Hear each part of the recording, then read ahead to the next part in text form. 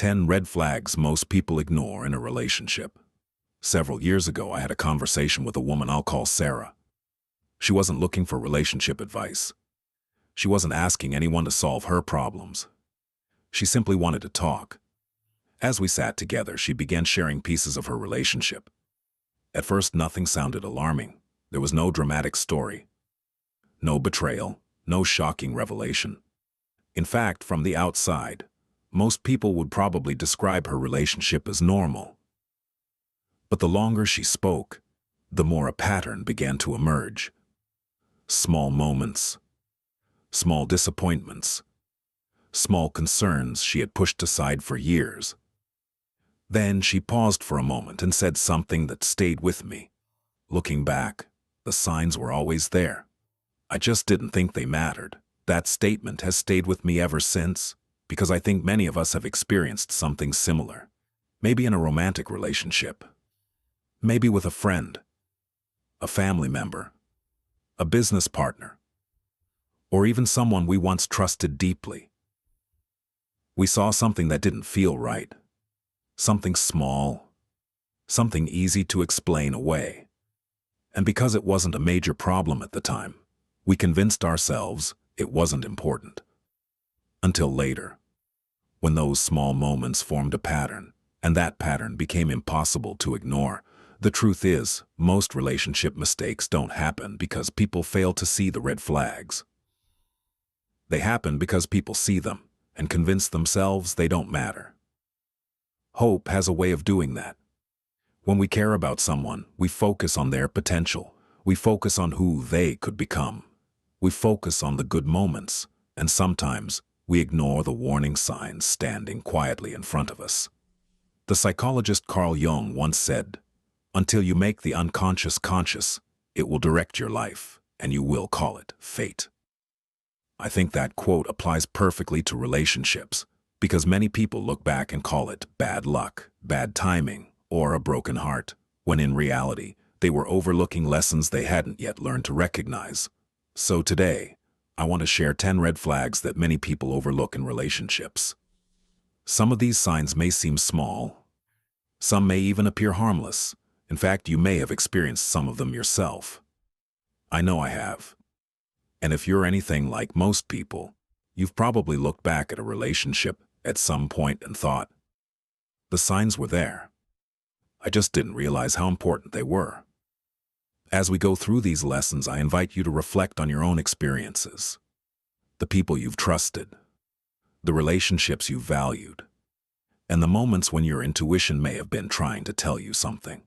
Because this isn't really a video about red flags. It's a video about awareness, about human nature, and about learning to see clearly before small problems become painful lessons. Because wisdom often begins by recognizing what we once overlooked. Have you ever looked back on a relationship and realized the problem wasn't that you missed the warning signs? The problem was that you kept giving them another chance? Think about that for a moment. Now let's begin with the first red flag. One of the first things Sarah mentioned was how her partner talked about other people. His former boss was unfair. His ex was toxic. His friends betrayed him. His family never understood him. At first, Sarah felt sympathy. Most people would. After all, we've all gone through difficult experiences. We've all encountered unfair people. But as she continued talking, she noticed something she hadn't paid attention to before. Every story ended the same way. Someone else was always responsible. Someone else was always wrong. And somehow, he was always the victim. At first, that may not sound like a red flag. In fact, it often sounds like vulnerability. It sounds like someone sharing their struggles. But over time, a pattern begins to reveal itself. And patterns tell us far more than isolated events ever will. Red flag number 1. They never take responsibility. Patterns tell us far more than isolated events ever will. The more Sarah reflected on those conversations, the more she realized something important. Whenever her partner talked about a problem in his life, the story always sounded remarkably similar. There was always someone to blame, a difficult boss, an unreasonable friend, an ungrateful family member, a toxic ex. And while each story was different, the ending never changed. He was always the victim. At first, Sarah didn't think much of it. In fact, she admired how open he seemed. She thought he was simply sharing his experiences. But over time, she noticed something else. Whenever there was tension in their relationship, the same pattern appeared. If they argued, it was because she misunderstood him. If her feelings were hurt, she was being too sensitive. If a promise wasn't kept, there was always an explanation, always a reason, always an excuse, but rarely accountability. Now, life can be unfair. All of us have experienced situations where we were genuinely wronged. That's not the issue. The issue is when someone goes through years of relationships, friendships, jobs, and conflicts without ever admitting their own role in any of them. Because growth begins where accountability begins. And without accountability, change becomes almost impossible. I once heard someone say that maturity begins the moment we stop asking, "Who can I blame?" and start asking, "What can I learn?" I think there's a lot of truth in that. One thing I've noticed over the years is that emotionally mature people aren't perfect. They make mistakes like everyone else. They say the wrong thing. They make poor decisions. They hurt people unintentionally. The difference is that they can acknowledge it. They can say, "I was wrong. I could have handled that better. I'm sorry." Those words may seem small, but they reveal something powerful: humility. And humility is one of the strongest foundations of a healthy relationship. Researchers have consistently found that accountability and constructive conflict resolution are among the strongest predictors of long-term relationship satisfaction, not perfection. Accountability, the willingness to own your part of the problem, the willingness to learn, the willingness to grow. Without it, relationships often become exhausting because one person ends up carrying all the responsibility and eventually all the blame. Toward the end of our conversation, Sarah shared something that really stood out to me. She said that for years, she believed she was the problem. Every disagreement somehow became her fault. Every concern she raised was turned back on her. Every difficult conversation ended with her apologizing, even when she wasn't sure what she was apologizing for. And that's the danger of being in a relationship with someone who never takes responsibility. Over time, you begin carrying burdens that were never yours to carry. You begin questioning yourself. You begin doubting your own judgment. And little by little, your confidence starts to erode. So here's something worth reflecting on. When someone talks about the difficult people in their past, do they ever acknowledge their own mistakes? Do they ever talk about what they learned? Do they ever take responsibility for their part of the story? Or is everyone else always the problem? Think about that carefully. Because people often tell us who they are. Not directly, but through the patterns hidden inside their stories. And sometimes those patterns reveal more than they realize. Before we continue, if you're enjoying these lessons on relationships, psychology, and human behavior, consider subscribing to the Wisdom Principles and turning on notifications. Our goal is simple: to help you understand yourself and others a little better with every video. Now let's move on to the second red flag. Red flag number 2. They dismiss your feelings. A few months into the relationship, Sarah began noticing something that was harder to explain. Nothing dramatic happened. There were no major arguments, no explosive confrontations, just a series of small moments. Moments that left her feeling unseen. One evening, she tried expressing a concern. Something had been bothering her for weeks. She wasn't angry. She wasn't attacking him. She simply wanted to talk. But before she could finish explaining herself, he smiled and said, "You're overthinking it." Another time he told her, "You're being too sensitive." And another, "You're making a bigger deal out of this than it really is." At first, Sarah wondered if he was right. Maybe she was overreacting. Maybe she was being emotional. Maybe she expected too much. But something interesting happens when your feelings are repeatedly dismissed. You stop trusting yourself. You start second-guessing your instincts. You begin editing your thoughts before you speak them. Eventually, you stop bringing things up altogether. And that's where relationships become dangerous. Not because people are fighting, but because one person no longer feels safe being honest. A healthy relationship doesn't require two people to agree on everything. Disagreement is normal. Different perspectives are normal.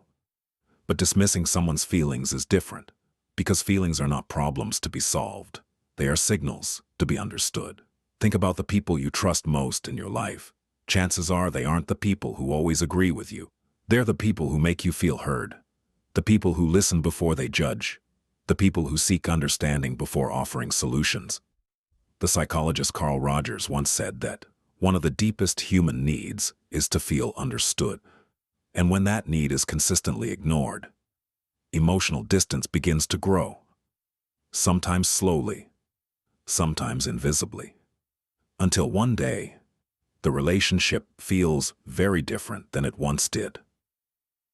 Toward the end of our conversation, Sarah shared something that I think many people can relate to. She said she eventually stopped talking about the things that bothered her, not because the problems disappeared, but because she no longer believed the conversation would lead anywhere. She learned to stay quiet. She learned to keep things to herself. She learned to carry her frustrations alone. And while that may seem like peace on the surface, it isn't. Because silence is not always a sign that everything is okay. Sometimes silence is simply what happens when someone no longer feels heard. One of the greatest gifts we can give another person is our presence. Not advice, not solutions, not judgment, just the willingness to listen. To truly listen. Because when people feel understood, they feel valued. And when they feel valued, relationships grow stronger. So here's a question worth asking yourself. Can you be completely honest about your feelings with the people closest to you? Can you express disappointment without fear? Can you express concerns without being dismissed? Can you express your emotions without feeling foolish? Or do you find yourself holding back to avoid conflict? Think about that for a moment, because the answer may reveal more about the health of a relationship than you think. Now let's move on to the third red flag, and this one is responsible for more heartbreak than many people realize. Red flag number 3, their actions and words never match. Several months later, Sarah shared another observation. And this one struck me immediately, because it's one of the most common relationship mistakes people make. We fall in love with words. We fall in love with promises. We fall in love with potential. Sarah's partner always seemed to know exactly what to say. After an argument, he promised things would improve. After disappointing her, he promised things would change. After crossing a boundary, he promised it wouldn't happen again. And for a few days, things often did improve. There would be more effort, more attention, more understanding, and Sarah would think, maybe this time will be different. But only briefly. Soon the old patterns returned. The same behaviors, the same excuses, the same disappointments, and eventually, she found herself trapped in a cycle of frustration followed by hope, hope followed by disappointment, disappointment followed by another promise. Then, the cycle would begin again. At some point during our conversation, Sarah said something that I think captures this experience perfectly. Oh, she said, I kept falling in love with the future. Not who he was, not what he consistently did, but who she hoped he would become someday. And that's a trap many people fall into. Potential is attractive. Hope is attractive. Possibility is attractive. But relationships are built on reality, not potential. One of the wisest pieces of advice I've ever heard is this. Don't pay attention to what people say occasionally. Pay attention to what they do consistently, because consistency reveals character. Anyone can make a promise. Anyone can say the right words. Anyone can apologize.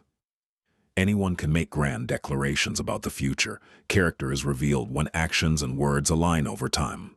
When they don't, confusion often follows, because you find yourself believing what someone says instead of accepting what they repeatedly show you. There's an old saying, when someone's actions and words disagree, believe the actions. Simple, but powerful, because actions are harder to fake. Words tell us intentions. Actions tell us priorities, and over time, priorities reveal the truth. Researchers who study relationships often point to consistency as one of the key foundations of trust, not perfection, consistency. Knowing that someone's behavior today will generally match their behavior tomorrow. Knowing that their promises mean something. Knowing that their words can be relied upon. Without consistency, trust begins to erode. And once trust begins to erode, relationships become unstable. Toward the end of our conversation, Sarah reflected on something she wished she had understood earlier. She said she spent years waiting for evidence that things would change. Meanwhile, the evidence that things would stay the same was right in front of her. That realization was painful, but it was also freeing. Because the moment she accepted reality, she could finally make decisions based on what was actually happening, not what she hoped would happen. And perhaps that's a lesson all of us need from time to time, to stop asking, what if they change? And start asking, what if they don't? Because sometimes the answer to that question brings a great deal of clarity. So here's something worth reflecting on. If you removed all the words from a relationship and looked only at the actions, what story would those actions tell? Think about that carefully, because actions often reveal truths that words try to hide. Now let's move on to the fourth red flag, and this one quietly destroys more relationships than most people realize. Red flag number 4. They avoid difficult conversations. One lesson life teaches repeatedly is this: problems ignored rarely disappear. They usually grow. As Sarah continued sharing her story, she mentioned something she hadn't thought much about at the time. Whenever an important conversation needed to happen, her partner found a way to avoid it. Sometimes he would change the subject. Sometimes he would make a joke. Sometimes he would suddenly become tired, distracted, or busy. At first, Sarah interpreted this as a desire to avoid conflict.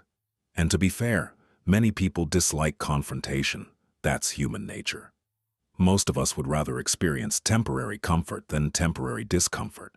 But healthy relationships require difficult conversations. Not because conflict is enjoyable, but because unresolved issues have a way of accumulating, like dust in a room no one cleans. At first you barely notice it. Then one day, it's everywhere. The same thing happens emotionally. The conversations we avoid today often become the problems we face tomorrow. I remember Sarah describing one particular evening. There was no argument, no shouting, no anger. She simply wanted to talk about something that had been bothering her. She had spent days thinking about how to bring it up, carefully choosing her words, trying not to sound accusatory, trying not to start a fight. But before the conversation could really begin, her partner laughed, changed the subject, and started talking about something else. The moment passed, the issue remained. And that's often how avoidance works. The conversation disappears, but the problem doesn't. It simply waits. Days become weeks, weeks become months, and eventually, small issues become major sources of resentment. I've noticed that some people mistake peace for silence, but silence is not always peace. Sometimes silence is simply unresolved tension, waiting for the right moment to surface, and when it finally surfaces, it often does so with far more force than if it had been addressed earlier.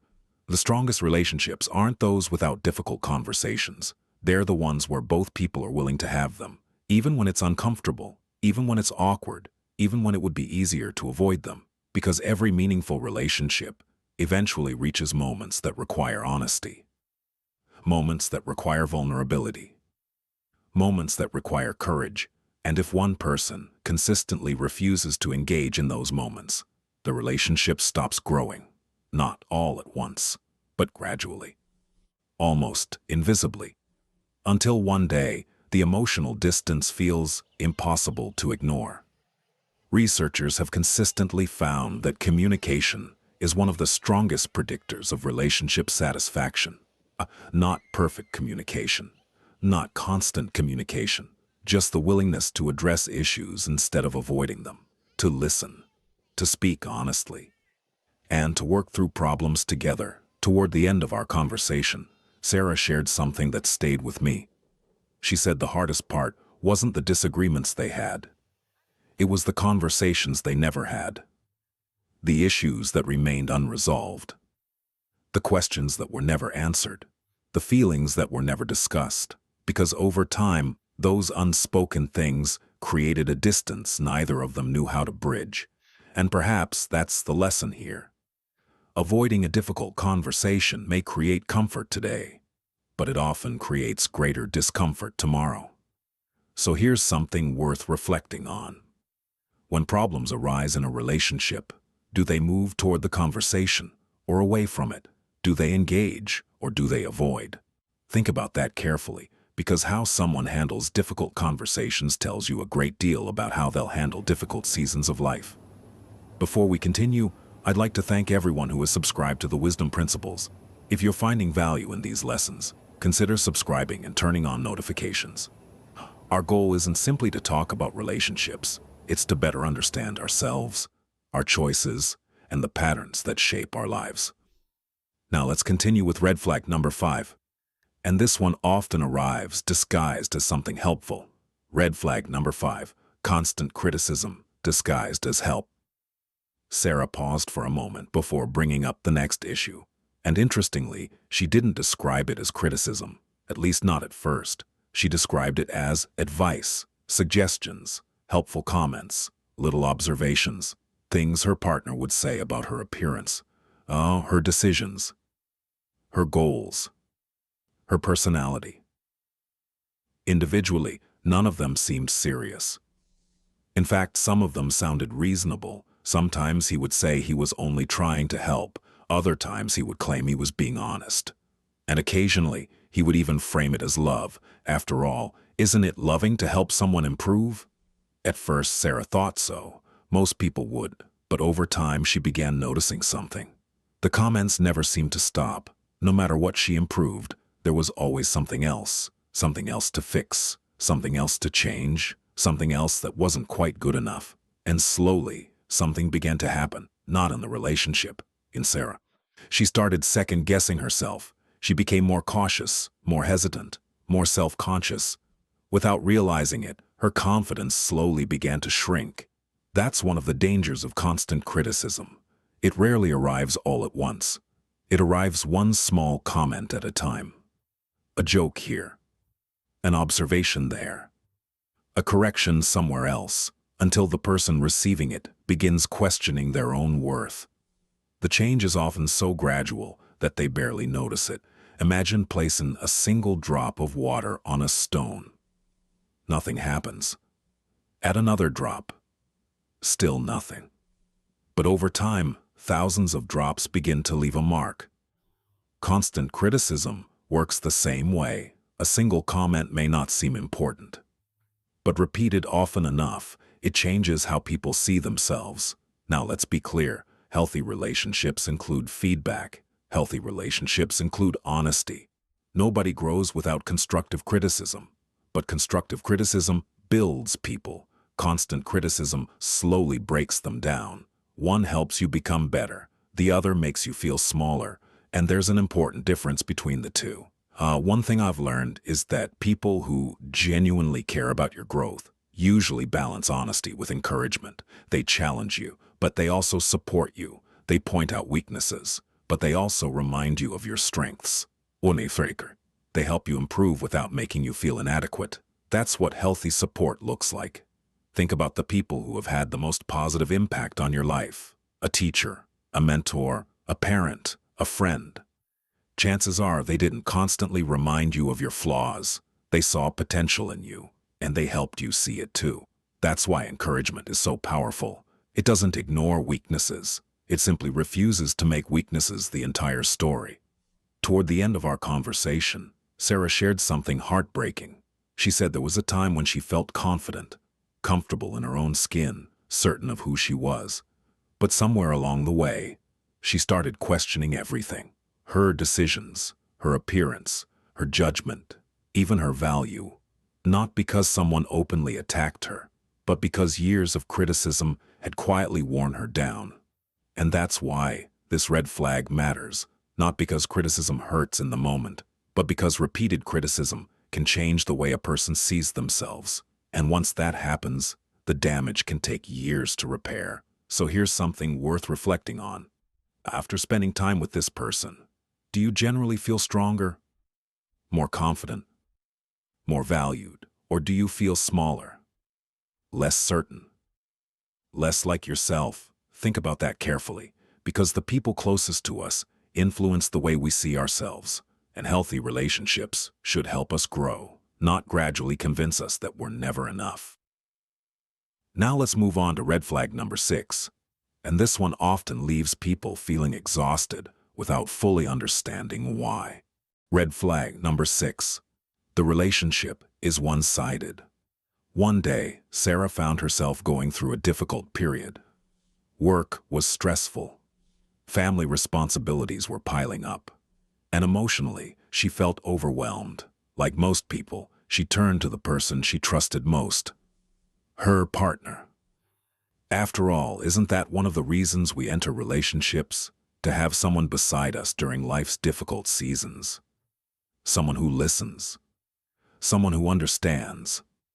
Someone who helps carry the weight when things become heavy. But something surprising happened.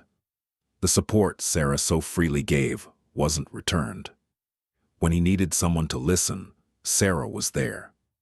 When he needed encouragement, Sarah was there. When he needed understanding, Sarah was there. When he had a bad day, she made time for him. When he felt discouraged, she lifted him up. When he struggled, she showed up, again and again. But when the roles were reversed, things felt different. Much different. The conversations became shorter. The attention seemed smaller. The effort wasn't the same, and for the first time, Sarah began noticing a painful imbalance. The relationship seemed to revolve around his needs, his emotions, his problems, his priorities. At first, she told herself it was temporary. Maybe he was stressed. Maybe he was distracted. Maybe he was going through something difficult. And to be fair, sometimes people do go through difficult seasons. Sometimes one person genuinely needs more support than the other. That's normal. Healthy relationships aren't perfectly balanced every single day. Life doesn't work that way. There are seasons when one person carries more, and seasons when the other person does. But over months and years, there should be a sense of mutual care, mutual effort, mutual investment. Because healthy relationships are partnerships, not one-person support systems. One thing I've noticed is that generous people often struggle to recognize this red flag, because giving comes naturally to them, helping comes naturally to them. Sacrificing comes naturally to them. So they continue giving and giving and giving until one day they realize they're running on empty, not because they're selfish, but because nobody can pour endlessly from an empty cup. Eventually, even the strongest people become exhausted. And emotional exhaustion is often a sign that something important is missing. I remember Sarah telling me that she couldn't remember the last time she felt truly supported. That statement caught my attention. Because she wasn't angry. She wasn't bitter. She sounded tired. Deeply tired. The kind of tired that comes from carrying emotional weight for far too long. And that's when I realized something. Many unhealthy relationships don't end because of one major event. They end because of thousands of small imbalances. Thousands of moments where one person gives a little more, sacrifices a little more, adjusts a little more, until eventually the relationship feels less like a partnership and more like a responsibility. Researchers often talk about reciprocity in relationships, a simple concept that means giving and receiving in healthy balance. Not keeping score, not measuring every favor, but creating an environment where both people feel valued, supported, and cared for. Because everyone needs support sometimes, Everyone needs understanding. Everyone needs someone who shows up when life gets difficult. Toward the end of our conversation, Sarah said something that I think many people need to hear. She said, "I spent so much time making sure he was okay that I forgot to ask whether I was okay." Think about that for a moment. How many people spend years caring for everyone else while neglecting themselves? How many people become so focused on saving a relationship that they stop paying attention to their own well-being? Sometimes the healthiest question we can ask is surprisingly simple. Who takes care of the person who's always taking care of everyone else? So here's something worth reflecting on. When you need support, who shows up? When you're struggling, who listens? When life becomes difficult, who stands beside you? And do they show up with the same consistency you show them? Think about that carefully, because relationships thrive when both people contribute, both people care, and both people carry the weight together. Now let's move on to red flag number 7, and this next one is often mistaken for love when it's actually something very different. Red flag number 7, they disrespect your boundaries. As our conversation continued, Sarah mentioned something that many people struggle to recognize, not because it's hidden, but because it often disguises itself as love. At first, her partner wanted to know where she was, who she was with, when she got home, who she was talking to. At first, Sarah thought it was sweet. After all, doesn't caring mean wanting to know these things? Isn't that what people do when they love someone? That's what she told herself. And honestly, many of us would have thought the same thing, but over time something changed. The questions became expectations. The expectations became pressure, and the pressure slowly became control. What began as curiosity no longer felt like curiosity. What began as concern no longer felt like concern. It felt like permission was being requested for things that shouldn't require permission. If she wanted time alone, he became upset. If she wanted to spend time with friends, he questioned it. If she said no to something, he acted hurt, not angry, not aggressive, just disappointed enough to make her feel guilty. And that's what made it so difficult to recognize. Because control doesn't always arrive wearing a warning sign. Sometimes it arrives disguised as affection. Sometimes it sounds like concern. Sometimes it sounds like, "I'm only asking because I care about you." And that's where many people become confused. One of the most misunderstood truths about healthy relationships is this: love and control are not the same thing. Love respects boundaries. Control resents them. Healthy people understand that boundaries are not rejection. They are not punishment. They are not walls. They are guidelines for mutual respect. They protect individuality. They protect emotional well-being. They allow two people to remain whole while building a life together. Because a healthy relationship should add to your life, not consume it. I've noticed that emotionally mature people don't become threatened by boundaries. They appreciate them. They understand that everyone has limits. Everyone needs personal space. Everyone needs independence. Everyone needs the freedom to remain themselves. Without that freedom, relationships can slowly become suffocating. And what feels suffocating rarely feels loving for very long. Toward the end of our conversation, Sarah shared something she hadn't realized until much later. She said that little by little, she had stopped doing things she enjoyed. Not because anyone explicitly told her to stop, but because it became easier than dealing with the reaction. She stopped seeing certain friends as often, stopped pursuing some of her interests, stopped making certain choices, and one day she looked back and barely recognized herself. That's the danger of unhealthy boundaries. You rarely lose yourself all at once. You lose yourself one compromise at a time, one guilt trip at a time, one unnecessary sacrifice at a time, until one day you realize you've been shrinking your world to keep someone else comfortable. And no healthy relationship should require that.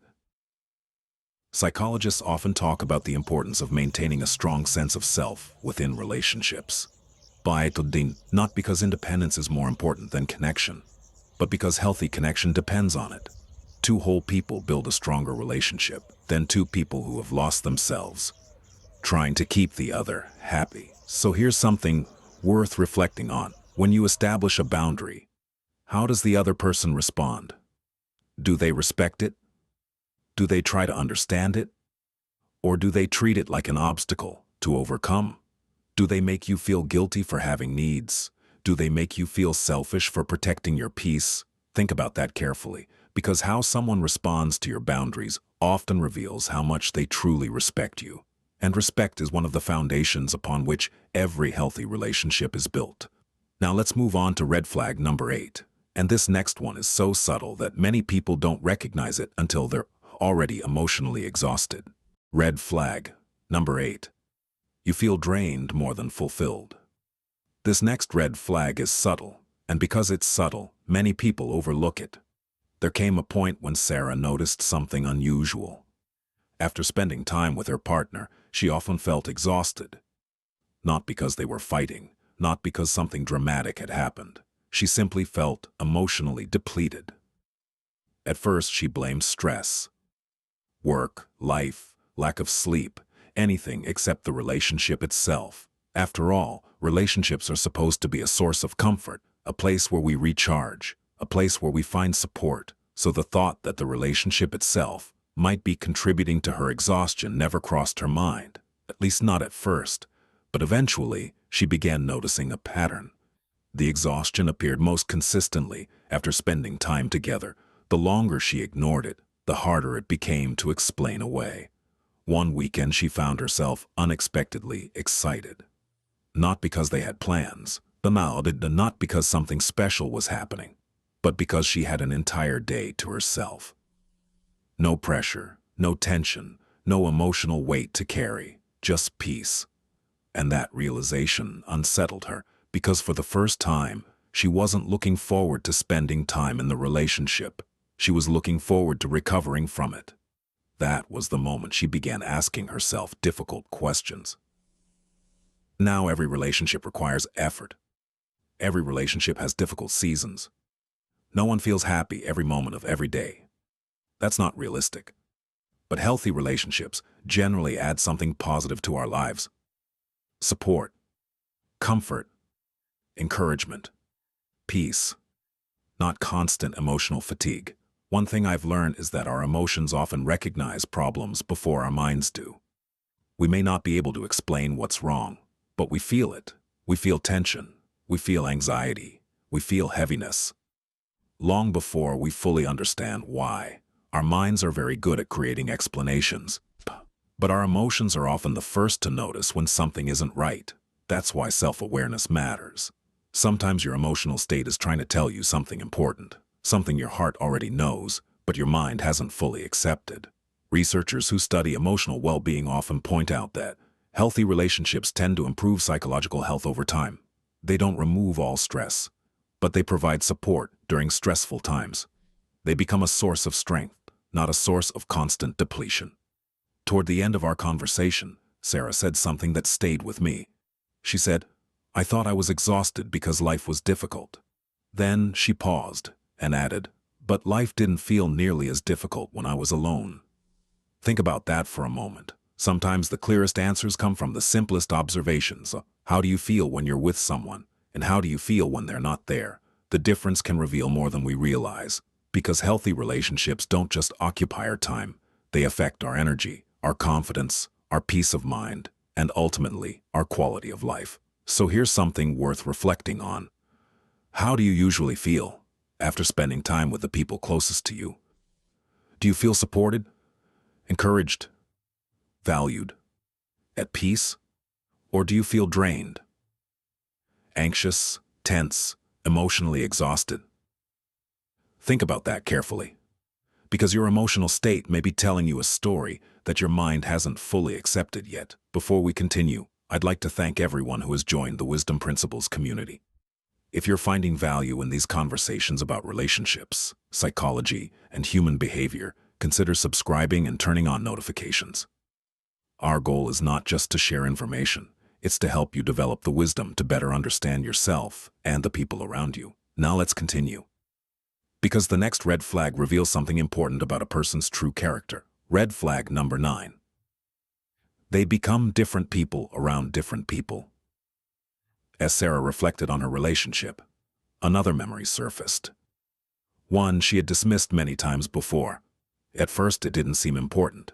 In fact, it barely registered, but looking back, she realized it revealed something significant. Her partner seemed like a different person, depending on who was in the room. With some people, he was kind, patient, respectful. With others, he was dismissive, arrogant, even cruel. At first, Sarah assumed this was normal. After all, we all behave a little differently depending on the situation. We don't speak to our coworkers the same way we speak to our closest friends. We don't speak to our grandparents the same way we speak to strangers. That's simply part of being human.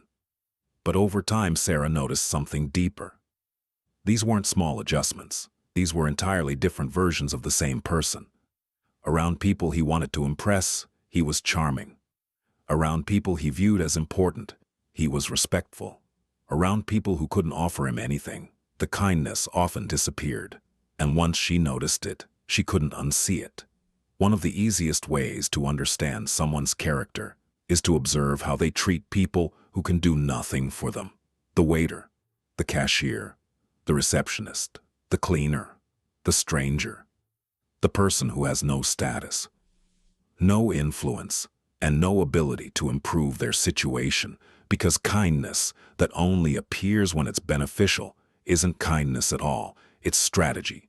Real character doesn't switch on and off, depending on the audience. Real character remains consistent, even when nobody is watching. I've often found that people reveal who they truly are during ordinary moments, not during celebrations, not during carefully planned dates, not when they're trying to impress someone, but during everyday interactions, the moments when they think nobody is paying attention. That's where character lives. Maya Angelou once said, "When someone shows you who they are, believe them the first time." Simple words, but powerful ones. Because people reveal themselves constantly, not only through how they treat us, but through how they treat everyone else. Toward the end of our conversation, Sarah remembered a moment that suddenly made sense to her. One day they were having lunch together. The server accidentally brought the wrong order. It was a small mistake, the kind of mistake most people forget within minutes. But her partner became unusually rude, dismissive, impatient. And for a brief moment, Sarah saw a side of him she had never seen before. At the time, she brushed it aside. Everyone has bad days, she told herself. And that's true. Everyone does. But later she realized something important. The issue wasn't the mistake. The issue was how quickly respect disappeared when there was nothing to gain from being kind. And that's a lesson worth remembering. Because charm can be performed, politeness can be performed, even affection can sometimes be performed, but character is much harder to fake. Eventually, it reveals itself. So here's something worth reflecting on. If someone treated you the way they treat other people, would you still admire them? Would you still trust them? Would you still want them in your life? Think about that carefully, because the way people treat others often gives us a preview of how they may eventually treat us. Now let's move on to the 10th and final red flag. And in many ways, this may be the most important one of all. Because unlike the others, it isn't entirely about them. It's about us. Red flag number 10. You keep making excuses for them. In many ways, this is the most important red flag of all. Because unlike the others, it isn't entirely about the other person. It's about us. As Sarah continued talking, she began revisiting many of the moments she had described throughout our conversation. The criticism, the avoidance, the lack of accountability, the broken promises, the emotional exhaustion, and something became clear. She hadn't missed the red flags. She had explained them away. Every time something felt wrong, she found a reason. He was stressed. He had a difficult childhood. He was under pressure. He didn't mean it. He was going through a lot. He would change. And to be fair, some of those explanations may have been true. Life is complicated. People carry wounds. People make mistakes. People struggle. That's part of being human. But explanations do not erase behavior. Understanding why someone behaves a certain way is not the same as accepting that behavior indefinitely. And that's a lesson many people learn the hard way. Sometimes we become so focused on understanding someone else's pain that we stop paying attention to our own. We become so invested in their potential that we ignore reality. We become so committed to the future we hope for that we stop seeing the percent clearly. Sarah told me there was a period when her friends would gently point things out. Nothing harsh, nothing judgmental. Just small observations, questions, concerns. And every single time she defended him, she had an answer for everything, a justification for every disappointment, a reason for every red flag. Looking back, she realized something uncomfortable. She had become his advocate, his defender, his excuse maker, while nobody was advocating for her. That realization hit her hard because she finally understood that hope had slowly replaced honesty. And while hope can be beautiful, hope without honesty can become dangerous. There's an important distinction many people miss. Healthy optimism says, I believe things can improve. Unhealthy denial says, I refuse to see things as they are. Those two things may sound similar, but they lead to very different outcomes. One leads to growth, the other leads to years of unnecessary suffering. One of the most difficult truths about relationships is this: love does not automatically create change. Love does not automatically create maturity. Love does not automatically create accountability. People change when they choose to change, not simply because someone hopes they will, not because someone loves them enough, not because someone sacrifices enough. Real change begins with personal responsibility, and personal responsibility cannot be outsourced. Toward the end of our conversation, Sarah became quiet for a moment. Then she said something I'll never forget. She said, "The red flags weren't the problem." I asked her what she meant, and she replied, "The problem was that I kept arguing with my own intuition." Think about that for a moment. How many times have we felt something wasn't right? How many times has our intuition whispered a warning? How many times have we talked ourselves out of what we already knew? Not because we were foolish, not because we were weak, but because we wanted the story to have a different ending. And that's what makes this final red flag so important. Because sometimes the person standing between us and the truth is not someone else. It's us, our hope, our fear, our attachment, our unwillingness to accept reality. So here's the final question I'd like you to reflect on. Are you seeing someone for who they are today? Or are you seeing them for who you hope they'll become tomorrow? Are you paying attention to their actions? Or are you holding on to their promises? Are you listening to reality? Or are you arguing with your intuition? Think about that carefully, because the answer to those questions may reveal more than any red flag ever could. And perhaps that's the greatest lesson Sarah's story has to teach us. Not that red flags exist. We already know they do. The real lesson is that wisdom begins the moment we stop explaining away what we already know and start having the courage to see clearly. When Sarah finally ended the relationship, she didn't discover anything new. There wasn't a dramatic revelation, no shocking secret, no sudden event that changed everything. What changed was her willingness to see clearly. The red flags hadn't appeared overnight. They had been there from the beginning, quietly, patiently, waiting to be acknowledged. And perhaps that's the biggest lesson of all. Most people don't ignore red flags because they are blind. They ignore them because they are hopeful. They believe things will improve. They believe love will change someone. They believe time will solve problems that have never been addressed. And sometimes those things happen. But wisdom teaches us something important. Love should never require us to abandon reality. The healthiest relationships are not built on potential. They are built on truth, because when we learn to see people clearly, we make better decisions, and better decisions create better relationships. Sarah's story is not unique. In fact, that's why it matters. Because somewhere, someone listening to this may recognize parts of their own story. The criticism they explained away, the promises they kept believing, the boundaries they kept sacrificing, the exhaustion they kept ignoring, the intuition they kept arguing with. If that's you, remember this: you don't need perfect people in your life. None of us are perfect. What you need are people who are honest, accountable, respectful, consistent.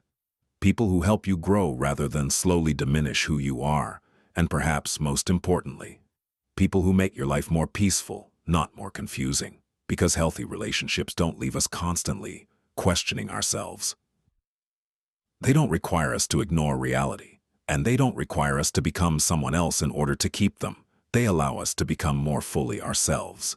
That is the difference, and that difference changes everything. If today's lesson gave you something to think about, consider subscribing to the Wisdom Principles and turning on notifications. And if someone came to mind while watching this video, consider sharing it with them. You never know when a single insight might help someone see their situation more clearly. Sometimes the right message at the right time can change a life.